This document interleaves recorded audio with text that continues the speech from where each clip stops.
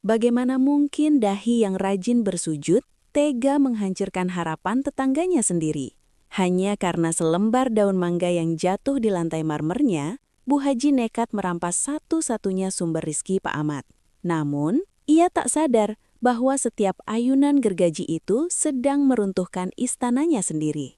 Sebelum kita mulai cerita ini, semoga yang subscribe channel Hadijah Official, kami doakan semoga dimudahkan segala urusannya, dilapangkan rizkinya, disehatkan badannya, dan dikabulkan segala hajat dunia akhirat oleh Allah Subhanahu wa Ta'ala. Amin ya Rabbal Alamin.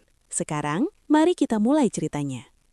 Matahari baru saja naik sepenggalah di langit Desa Sukamaju, namun hawa panas sudah mulai menjelat kulit. Di teras rumahnya yang berlapis marmer mengkilap, Bu Haji Fatimah duduk di kursi jati ukiran Jepara sembari mengipasi lehernya yang dibalut kerudung sutra. Di tangannya, melingkar tasbih kayu gaharu yang wangi. Jemarinya bergerak lincah menghitung butiran kayu itu. Sementara, bibirnya komat kamit merapalkan zikir. Namun, sorot matanya tidak memancarkan ketenangan ibadah. Matanya justru tajam menyisir setiap jengkal jalanan desa, mencari-cari apa saja yang bisa ia celah hari ini. Bagi penduduk desa, Bu Haji adalah sosok yang tak terjangkau. Ia adalah donatur tetap renovasi masjid. Wajahnya selalu menghiasi saf terdepan saat pengajian, dan suaranya paling nyaring saat melantunkan ayat suci. Namun di balik itu semua, kesombongannya tumbuh subur melebihi tumpukan harta yang ditinggalkan almarhum suarinya. Ia memandang rendah siapapun yang alas kakinya hanya sandal jepit tipis. "Siti, kemari kamu!" teriaknya tiba-tiba, memutus keheningan pagi. Siti, asisten rumah tangga yang sudah mengabdi bertahun-tahun, berlari kecil menghampiri dengan kepala tertunduk. "Iya, Bu Haji, ada yang bisa saya bantu?" Bu Haji menunjuk ke arah pagar besi hitam yang menjulang tinggi, yang memisahkan istananya dengan gubuk reot milik Pak Ahmad di sebelah kanan. "Lihat itu, sampah-sampah daun dari pohon mangga si Ahmad masuk lagi ke halaman saya. Kamu ini kerjanya apa saja? Saya bayar kamu untuk memastikan rumah ini bersih sebersih hati saya, bukan untuk membiarkan kotoran orang miskin itu mencemari lantai mahal ini."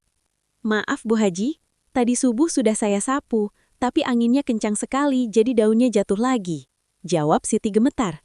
"Alasan, angin itu kiriman Tuhan, tapi pohon itu urusan manusia. Bilang sama Ahmad kalau dia tidak bisa mengurus pohonnya, biar saya yang urus dengan cara saya sendiri."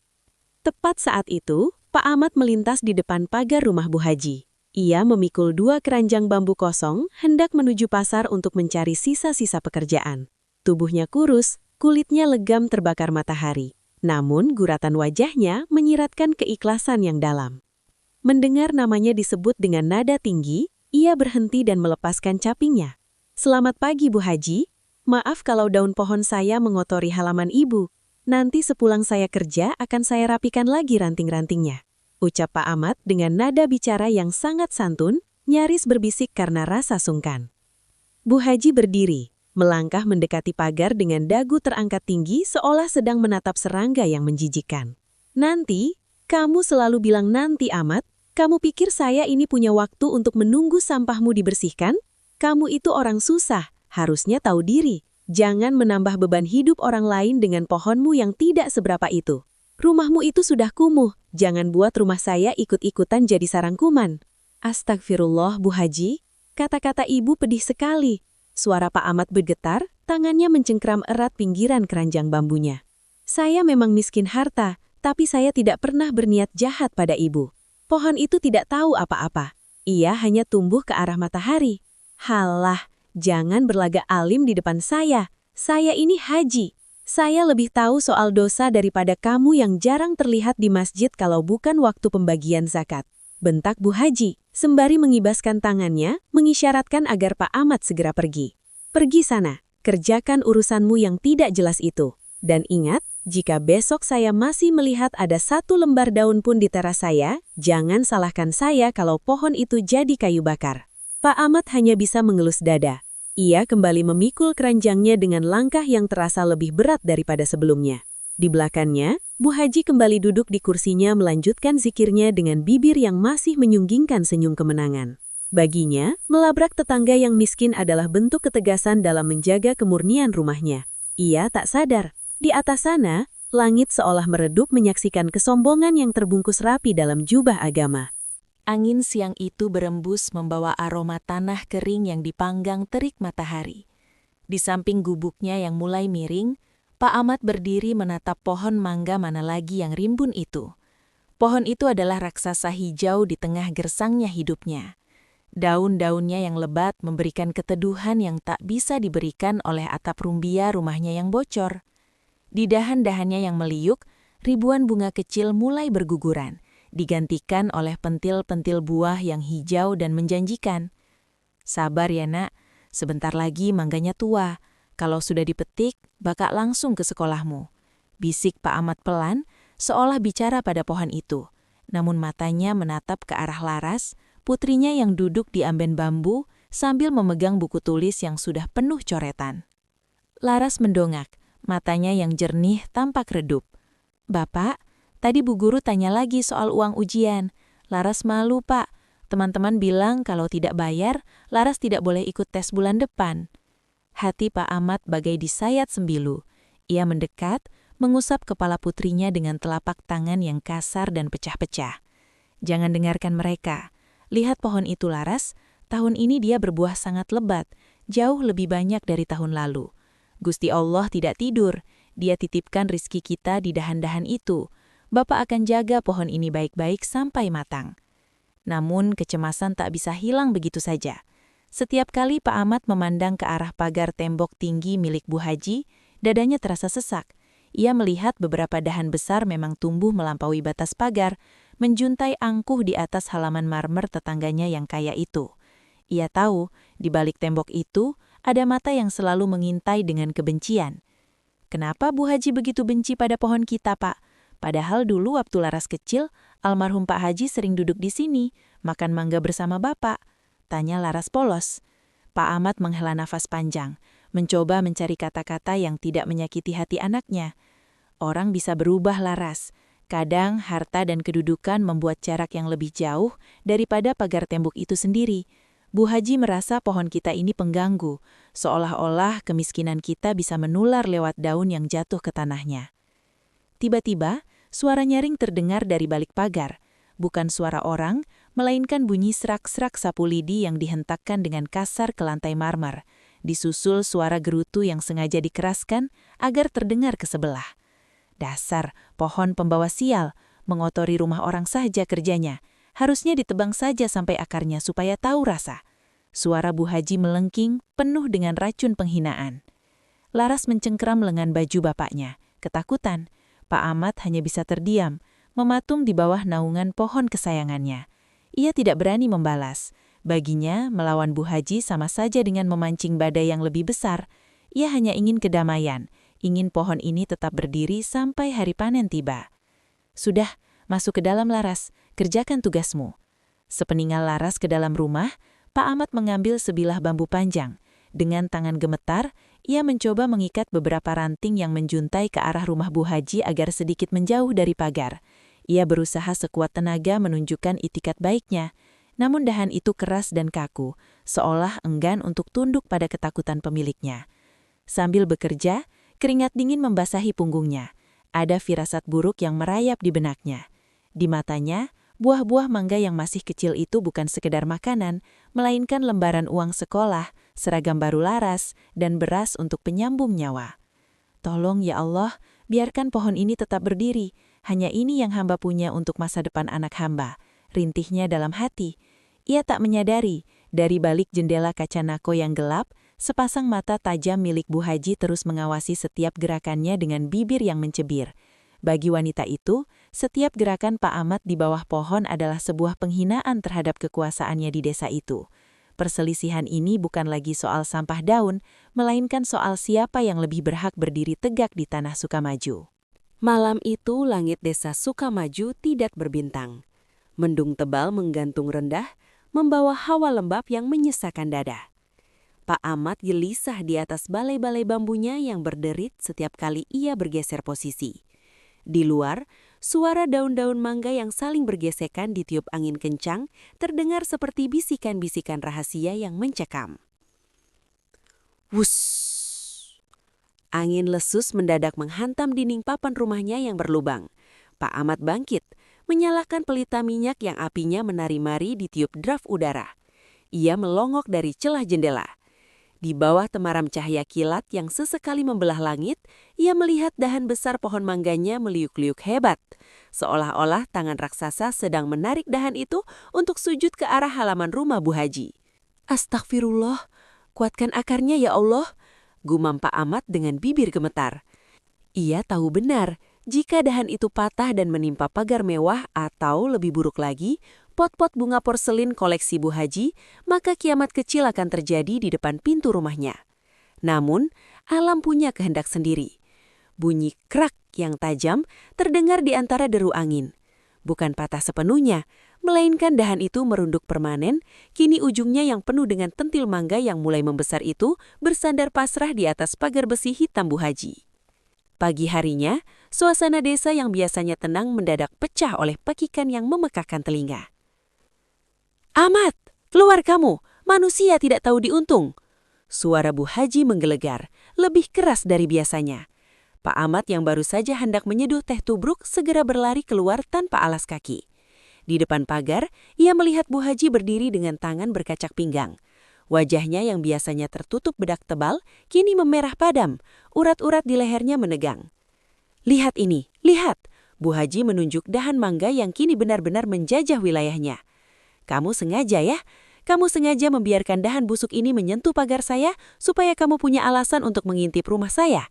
Atau kamu mau pamer kalau pohonmu ini lebih tinggi dari tembok saya?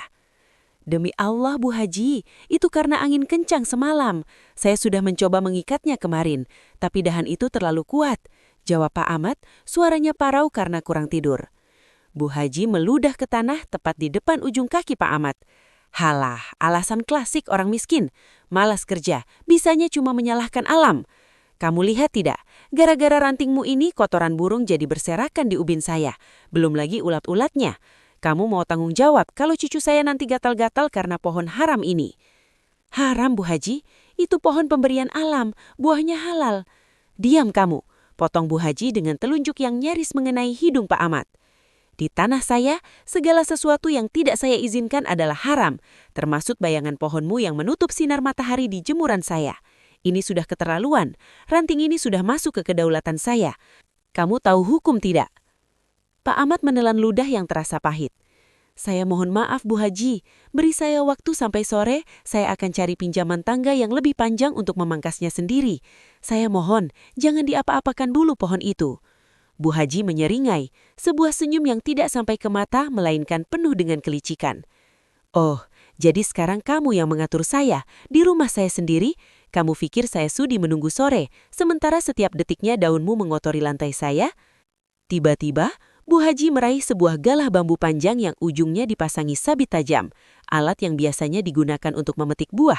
Namun ia tidak mengarahkannya pada buah mangga, melainkan menghantamkan punggung sabit itu dengan penuh tenaga. Brak, brak. Bu Haji, jangan, itu bisa merusak bunganya, teriak Pak Ahmad histeris. Ia hendak maju, namun langkahnya terhenti di batas pagar. Ia tak berani menginjakkan kaki di tanah wanita itu. Ini peringatan terakhir Ahmad, ranting ini sudah sah jadi milik saya karena dia sudah masuk ke halaman saya. Dan karena dia mengganggu kenyamanan saya punya hak untuk melakukan apapun. Bu Haji menatap dahan itu dengan kebencian murni. Jangan salahkan saya kalau besok kamu bangun dan mendapati duniamu sudah berubah. Pak Ahmad terpaku. Ia melihat butiran-butiran mangga muda yang gugur ke lantai marmer Bu Haji akibat hantaman galah tadi. Baginya, itu bukan sekedar buah yang jatuh, melainkan tetesan air mata harapannya yang mulai retak satu persatu. Di balik punggungnya, Laras mengintip dari balik duruh pintu rumahnya, matanya sembab menyaksikan ayahnya dihina sedemikian rupa oleh orang yang dianggap paling suci di desa mereka. Aroma tanah basah sisa hujan semalam belum sepenuhnya hilang saat matahari mulai menyengat di ubun-ubun. Pak Ahmad baru saja kembali dari hutan pinggir desa dengan membawa seikat kayu bakar untuk ditukar dengan seliter beras. Namun, langkahnya terhenti di depan pagar. Jantungnya mencelus melihat sebuah pemandangan yang merobek nuraninya. Di balik pagar besi hitam itu, Bu Haji Fatimah sedang berdiri angkuh. Di tangannya terdapat galah bambu yang panjang. Dan ia tidak sedang memangkas ranting. Ia sedang memanen.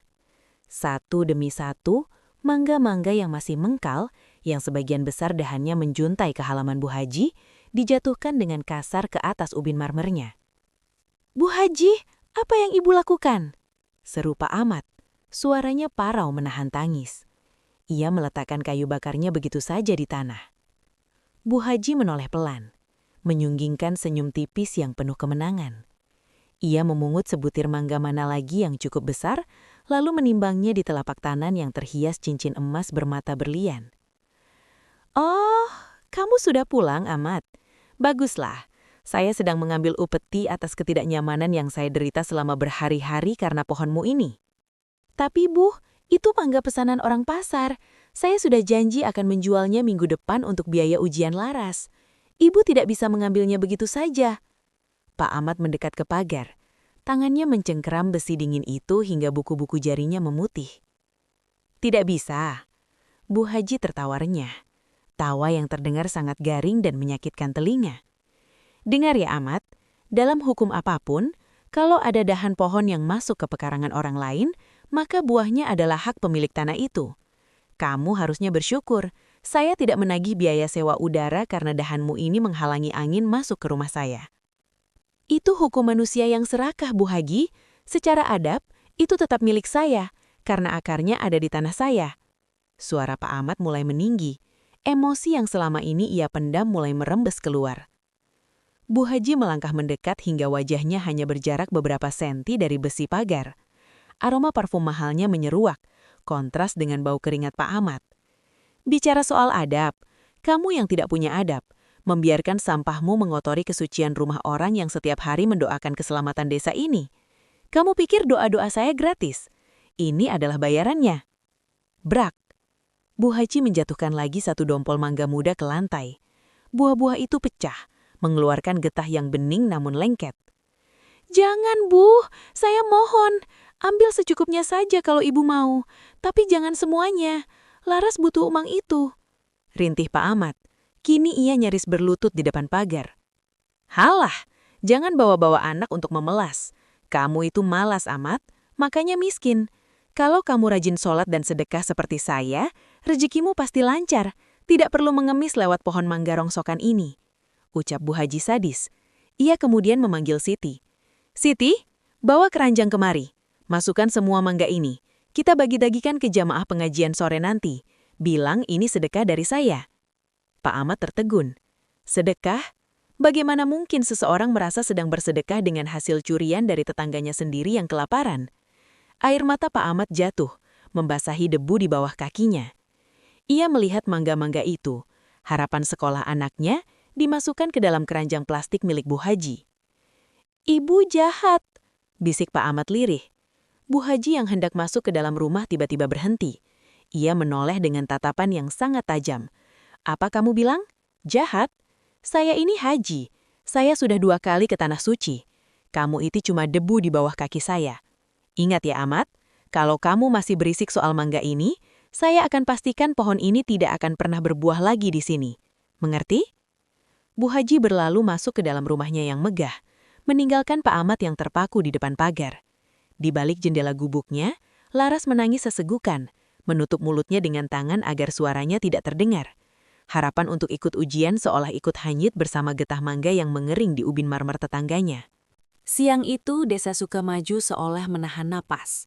Udara berhenti bergerak, meninggalkan hawa pengap yang membakar ubun-ubun.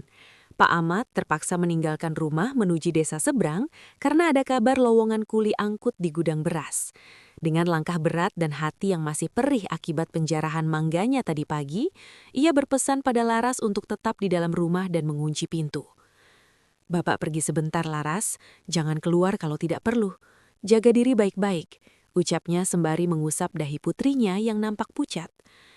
Sepeninggal Pak Ahmad, kesunyian di depan rumahnya mendadak pecah oleh deru mesin mobil bak terbuka yang berhenti tepat di depan pagar Bu Haji. 2 orang pria berbadan tegap turun membawa peralatan yang membuat nyali Laras menciut. Gergaji mesin yang berkilat-kilat dan tambang besar yang kasar. Bu Haji keluar dari terasnya. kali ini tanpa tasbih di tangan. Ia memakai kacamata hitam, berdiri angkuh di atas undakan marmer seolah sedang mengawasi eksekusi mati. Itu pohonnya, tunjuk Bu Haji dengan telunjuknya yang lentik, mengarah tepat ke batang pohon mangga mana lagi yang rimbun itu. Potong sampai tandas, jangan sisakan satu ranting pun yang berani melongok ke tanah saya. Kalau perlu, gali akarnya sekalian, supaya tidak merusak fondasi pagar saya yang mahal ini. Tapi Bu Haji, apa sudah izin sama yang punya rumah sebelah? Ini pohonnya besar sekali, sepertinya sudah puluhan tahun, tanya salah satu tukang dengan ragu. Bu Haji mendengus, melipat tangan di dada dengan gusar. Izin? Kamu pikir siapa yang punya kuasa di sini? Saya ini tetangga paling tua, paling banyak sumbangannya buat desa. Si Ahmad itu cuma numpang napas di sebelah rumah saya. Cepat kerjakan, saya bayar kalian untuk bekerja, bukan untuk jadi hakim garis. Laras yang mengintip dari balik tirai lusuh rumahnya mulai gemetar. Ia melihat para tukang itu mulai memanjat pagar, lalu melompat ke tanah ayahnya. Tanpa permisi, tanpa ketukan pintu, mereka mulai mengikat dahan-dahan besar dengan tambang. Brem, brem. Suara gergaji mesin menderu, membelah keheningan siang dengan bunyi yang menyayat telinga. Laras berlari keluar, air matanya tumpah ruah membasahi pipinya yang kusam. Jangan, tolong jangan ditebang, itu pohon bapak, itu buat sekolah Haras. Teriak bocah itu dengan suara serak mencoba mendekati para tukang. Heh, anak kecil, masuk sana, bentak Bu Haji dari balik pagar. Jangan ikut campur urusan orang tua. Pohon ini sumber penyakit, sumber kotoran. Kamu harusnya senang rumahmu jadi terang kalau pohon butut ini hilang. Tapi Bu Haji, Bapak nanti sedih. Bapak bisa sakit kalau pohon ini tidak ada. Laras menangis sesegukan memeluk batang pohon yang kasar itu, seolah ingin melindunginya dengan tubuh kecilnya. Siti, seret anak itu masuk. Jangan sampai dia kena dahan jatuh, nanti saya lagi yang disalahkan. Perintah Bu Haji dengan nada dingin tanpa sedikit pun rasa iba. Siti dengan wajah penuh penyesalan terpaksa menarik Laras menjauh. Dan saat itulah, mata gergaji yang tajam mulai memakan kulit kayu pohon mangga tersebut. Suara gesekan logam dan kayu terdengar seperti jeritan yang panjang. Serpihan kayu terbang ke udara, jatuh seperti salju kelabu di atas tanah yang kering. Krak, bruak. Dahan pertama yang paling besar, dahan yang penuh dengan kenangan Pak Ahmad dan mendiang istrinya, tumbang menghantam tanah menimbulkan debu yang membubung tinggi. Satu persatu, tangan-tangan hijau yang selama ini melindungi gubuk Pak Ahmad dipreteli tanpa ampun. Dalam waktu kurang dari 1 jam, pohon yang telah berdiri selama 30 tahun itu kini hanya menyisakan tunggul yang merana. Daun-daunnya yang hijau berserakan, hancur terinjak-injak sepatu Lars para tukang. Buah-buah mangga yang belum matang kini pecah di tanah, mengeluarkan aroma harum yang getir. Aroma harapan yang dipaksa mati sebelum waktunya. Bu Haji tersenyum puas melihat halamannya kini terang benderang tanpa bayangan pohon miskin itu lagi. Nah, begini kan bersih. Siti, ambilkan air es, pekerjaan bagus. Laras hanya bisa terduduk di tanah, menatap nanar ke arah sisa-sisa pohon kesayangan bapaknya. Di kejauhan, ia melihat sosok ayahnya berjalan pulang dengan pundak yang merosot. Laras tahu, sore ini dunia ayahnya akan runtuh bersama pohon yang kini telah menjadi kayu bakar itu. Langkah Pak Ahmad terhenti di ujung gang. Ia mengucek matanya yang perih karena debu. Berharap apa yang ia lihat hanyalah fatamorgana akibat kelelahan. Namun pemandangan itu tetap nyata. Langit di atas gubuknya yang biasanya tertutup rimbun daun hijau, kini tampak lowong dan telanjang. Sinar matahari sore yang kuning kemerahan jatuh tanpa penghalang, menyinari tumpukan kayu yang teronggok mengenaskan di depan matanya. Pak Ahmad menjatuhkan bungkusan beras kecil yang baru saja ia beli dari upah kuli angkut. Butiran beras itu berhamburan di tanah, namun ia tak peduli. Ia berlari tertatih menghampiri tempat di mana pohon mangganya dulu berdiri. Di sana, hanya tersisa tunggul kayu yang terpotong kasar. Cairan bening menyerupai air mata merembes dari sela-sela serat kayu yang baru saja digergaji. Getah pohon itu seolah ikut menangisi nasibnya sendiri. "Bapak!" Laras berlari dari balik pintu, langsung menghambur ke pelukan ayahnya. Tangisnya pecah lagi, lebih kencang dari sebelumnya. "Maafkan Laras, Pak. Laras tidak bisa jaga pohonnya. Bu Haji yang bawa tukang-tukang itu." Pak Ahmad tidak menjawab. Tubuhnya kaku seperti batu. Ia berlutut di depan tunggul itu, Tangannya yang gemetar mengusap permukaan kayu yang masih terasa lembab. Dadanya sesak, seolah ada beban ribuan ton yang menghimpit jantungnya. Pohon ini bukan sekadar tumbuhan baginya. Di bawah naungan pohon inilah, ia pertama kali membangun rumah ini bersama mendiang istrinya. Di dahan itulah ia menggantung ayunan untuk Laras saat masih bayi. "Kenapa?" Suara Pak Ahmad keluar sangat kecil, nyaris tenggelam oleh desau angin. "Kenapa tegas sekali, Bu Haji?" Di balik pagar besi yang angkuh, Bu Haji Fatimah muncul. Ia sedang memegang segelas es sirup merah, menyesapnya dengan tenang seolah baru saja menyelesaikan ibadah yang mulia. "Sudah pulang, Ahmad?" Sapa Bu Haji tanpa dosa. Suaranya datar, tanpa ada nada penyesalan sedikit pun. "Jangan pasang muka seperti itu. Kamu harusnya berterima kasih. Saya sudah bantu membersihkan sarang ulat di samping rumahmu. Sekarang rumahmu jadi terang, tidak pengap lagi." Pak Ahmad berdiri perlahan. Ia menoleh ke arah Bu Haji dengan mata yang merah padam. Bukan merah karena amarah yang meledak, melainkan merah karena luka batin yang teramat dalam. "Bu Haji, saya tidak pernah menuntut apapun dari kekayaan Ibu. Saya tidak pernah minta makan pada Ibu. Saya hanya punya pohon ini untuk masa depan Laras. Kenapa Ibu ambil satu-satunya harapan kami?" Bu Haji mendengus sinis, meletakkan gelasnya di atas pagar. "Harapan kok dari pohon? Harapan itu dari kerja keras dan doa, bukan memelihara rongsokan hijau yang mengotori tanah orang. Kamu itu terlalu mendewakan pohon ini, makanya Tuhan beri kamu pelajaran lewat tangan saya. Anggap saja ini ujian kesabaran untukmu, biar kamu makin soleh." "Ujian?" Pak Ahmad tertawa getir, tawa yang terdengar sangat mengerikan di telinga siapapun yang mendengarnya. "Ibu bicara soal kesalehan sambil menghancurkan hidup orang lain? Ibu memotong pohon ini sama saja dengan memotong kesempatan anak saya untuk sekolah, Bu Haji." "Halah, jangan berlebihan. Anakmu itu perempuan, ujung-ujungnya juga ke dapur. Tidak usah muluk-muluk sekolah tinggi dengan modal mangga curian dari dahan yang masuk ke tanah saya," bentak Bu Haji, mulai kehilangan kesabaran karena merasa didebat. "Masuk, Siti, tutup pintunya. Orang miskin kalau sudah terpojok memang hobinya menyalahkan orang kaya." Bu Haji melenggang masuk ke dalam rumahnya yang megah, disusul suara dentuman jati yang ditutup dengan keras. Pak Ahmad kembali terduduk di atas tanah. Ia memunguti mangga-mangga muda yang pecah dan kotor oleh tanah. Ia mencoba membersihkannya dengan bajunya yang lusuh, namun sia-sia. Harapan itu sudah hancur, sehancur dahan-dahan yang kini menumpuk jadi sampah. Malam itu, untuk pertama kalinya, Desa Sukamaju tidak mendengar suara zikir Pak Ahmad dari surau.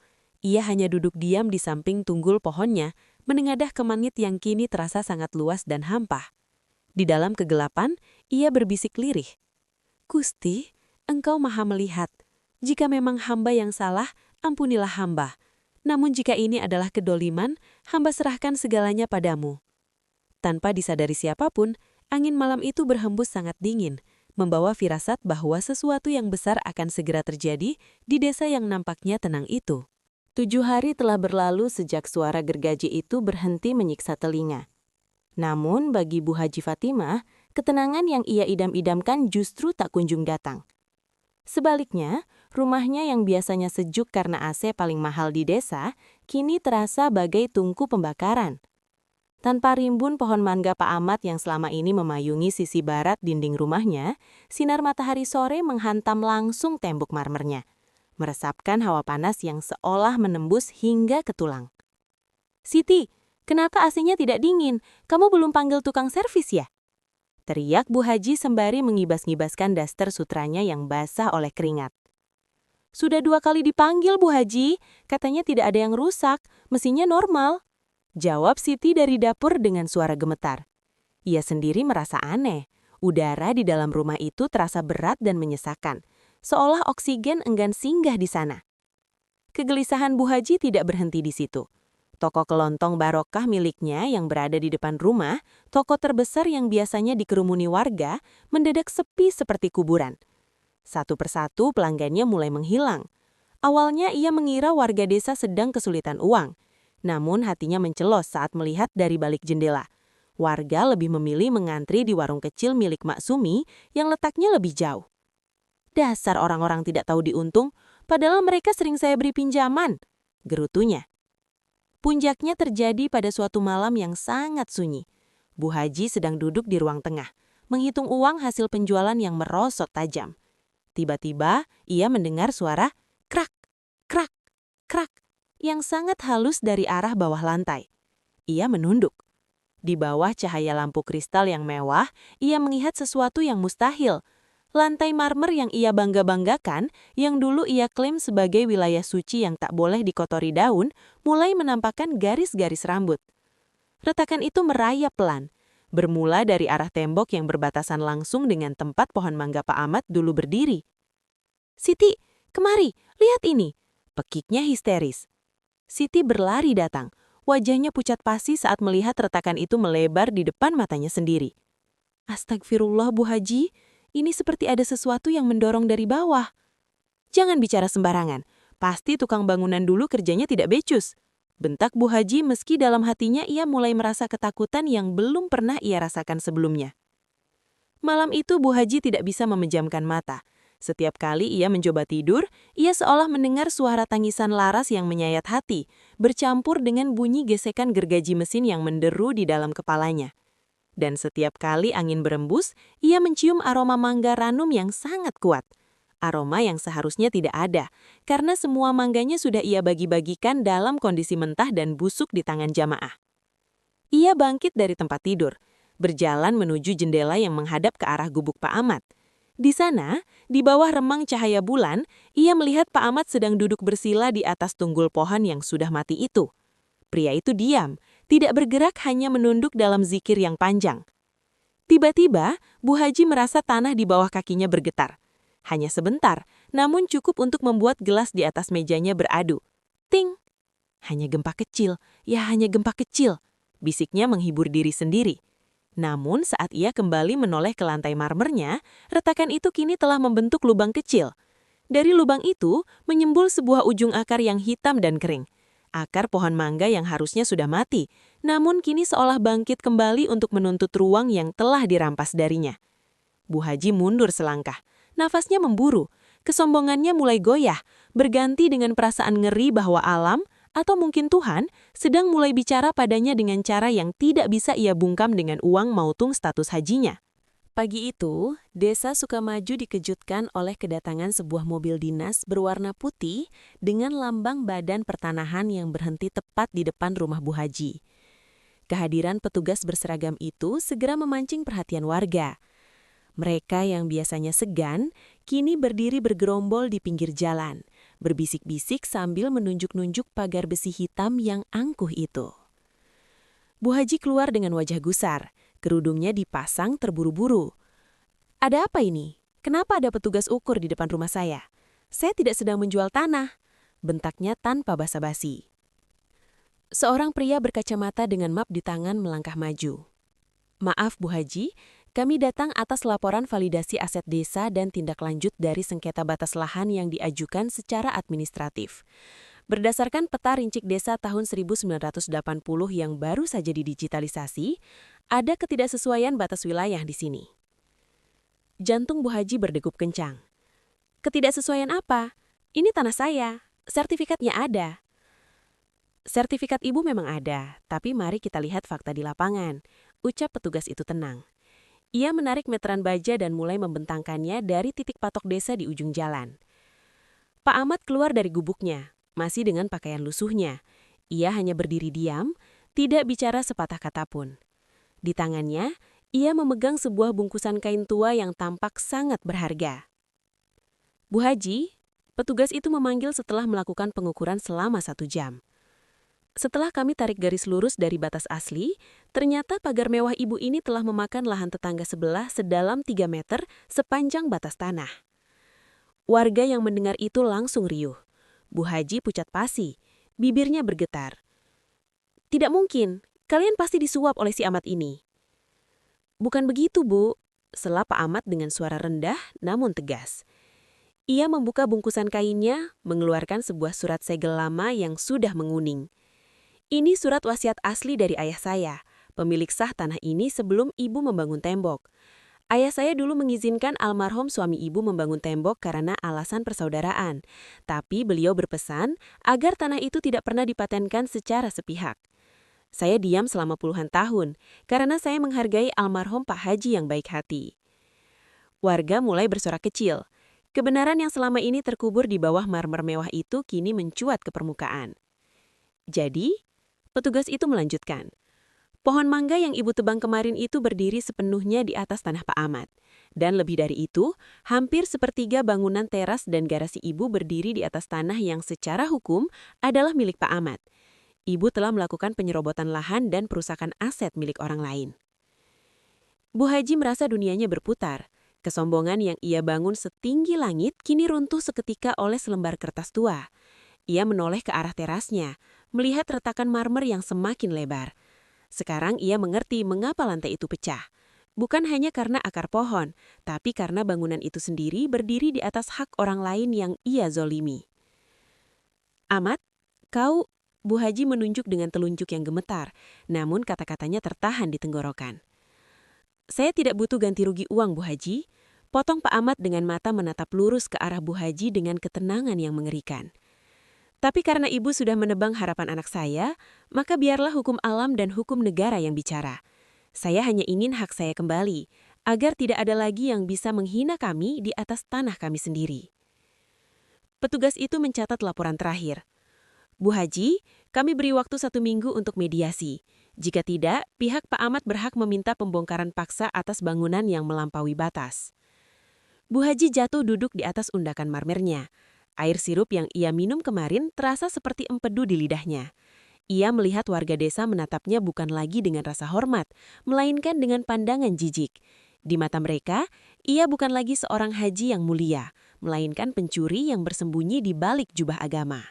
Seminggu berlalu sejak kunjungan petugas pertanahan, dan desa Sukamaju menyaksikan pemandangan yang tak pernah terbayangkan sebelumnya. Rumah besar itu kini tak lagi tampak megah. Ia terlihat seperti raksasa yang sedang sekarat. Garis merah menyilang dari cat semprot menandai bagian teras dan pagar yang harus dibongkar. Garis itu memotong marmer mengkilap Bu Haji, seolah membelah harga dirinya tepat di tengah. Bu Haji Fatimah mengurung diri di dalam kamar. Ia tak lagi pergi ke masjid, tak lagi memimpin pengajian. Kabar tentang penyerobotan tanah itu menyebar lebih cepat dari api di padang ilalang. Bahkan jamaah yang dulu memujanya kini balik mencibir. Mereka yang dulu menerima sedekah mangga jarahan itu merasa berdosa dan mengembalikan keranjang-keranjang kosong ke depan pagar Bu Haji sebagai bentuk protes diam. Bu Haji, makan dulu Bu. Sudah 2 hari ibu cuma minum air putih. Bujuk Siti dari balik pintu. Pergi, jangan urusi saya. Kamu juga pasti menertawakan saya di belakang kan? Teriak Bu Haji dengan suara serak. Ia meringkuk di pojok tempat tidur, menatap lantai kamar yang kini mulai retak lebih parah. Tiba-tiba, suara deru mesin buldoser kecil terdengar dari luar. Bu Haji tersentak. Ia lari ke jendela dan melihat Pak Ahmad berdiri di sana bersama beberapa warga yang membantu secara sukarela. Mereka mulai membongkar pagar besi hitam itu. Suara hantaman godam ke beton terdengar seperti dentuman di ulu hati Bu Haji. Prak, brak. Tembok yang selama ini menjadi benteng kesombongannya roboh. Debu semen putih beterbangan menutupi wajah Bu Haji yang mengintip dari balik tirai. Ia melihat teras marmernya dihancurkan. Bagian yang selama ini ia banggakan karena kebersihannya, kini menjadi puing-puing tak berharga. Di tengah kekacauan itu, Pak Ahmad melihat Bu Haji dari kejauhan. Tak ada gurat dendam di wajah pria itu. Yang ada hanyalah kelelahan yang amat sangat. Pak Ahmad mendekat ke arah jendela kamar Bu Haji. Bu Haji, panggil Pak Ahmad tenang.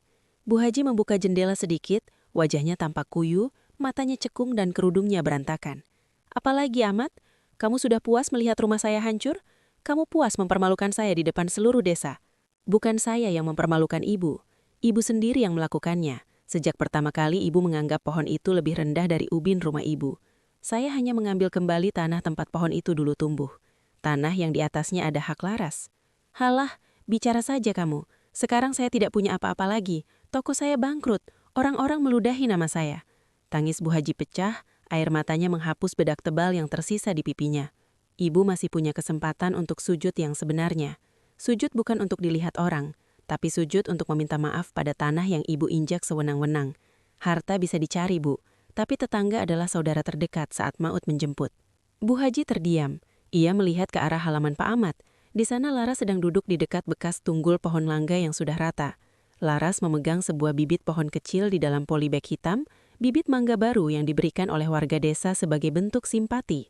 Melihat bibit kecil itu, sesuatu di dalam dada Bu Haji terasa retak. Bukan retak karena amarah, melainkan karena rasa malu yang teramat sangat. Ia teringat bagaimana ia menghina sekolah Laras, bagaimana ia merasa lebih suci hanya karena gelar haji, sementara hatinya lebih keras dari beton yang kini hancur di depannya. Ia jatuh berlutut di lantai kamarnya yang sudah tak lagi sempurna. Kesombongannya telah runtuh sepenuhnya, menyisakan seorang wanita tua yang kesepian di tengah puing-puing istananya yang palsu.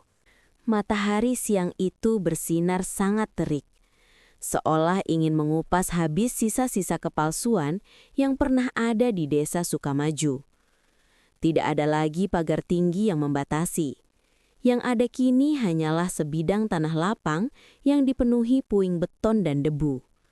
Di tengah pemandangan yang gersang itu, tampak seorang wanita tua dengan pakaian yang tak lagi necis, duduk bersimpuh di atas tanah berdebu, tepat di samping tunggul pohon mangga yang pernah ia perintahkan untuk dibantai.